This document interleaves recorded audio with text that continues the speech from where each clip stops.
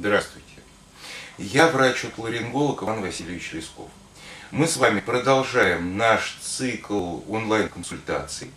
И сегодня у нас вопрос по поводу храпа. Мои близкие давно жалуются, что я храплю.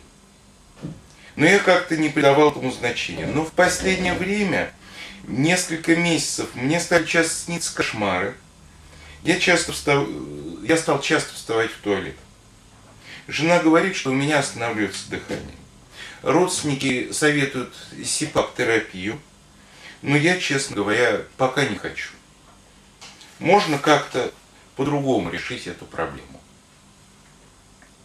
На самом деле, храп с остановками дыхания во сне – это достаточно грозный признак. Дело в том, что дыхание останавливается, когда истощается дыхательный центр.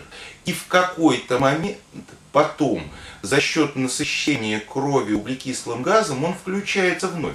Но однажды этого может не произойти, с одной стороны. С другой, от этого страдает сердечно-сосудистая система. Это повышение артериального давления, повышение уровня холестерина в том числе. Страдает нервная система, потому что она просто-напросто начинает истощаться.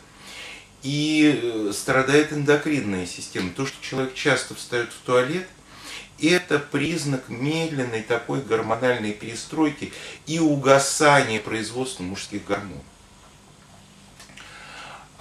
Происходит все это из-за того, что у пациента начинает провисать задняя стенка, мягкое небо, точнее задние его дужки, фактически просто складки слизистой.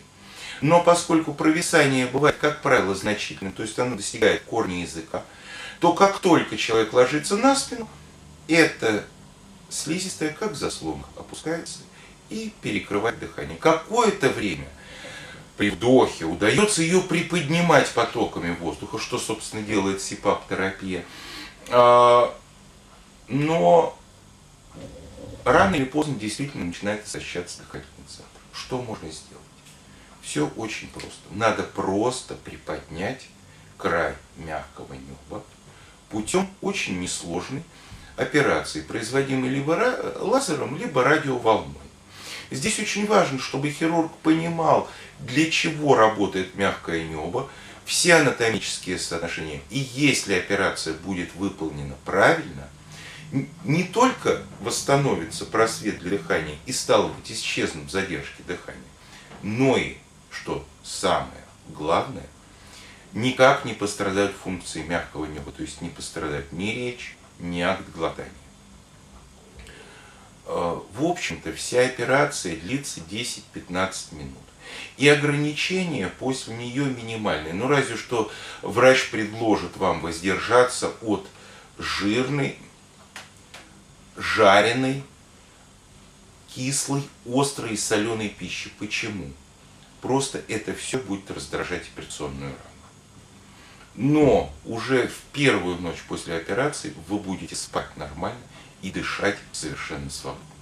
Так что в данной ситуации самое главное – это решиться. Здоровья вам и удачи!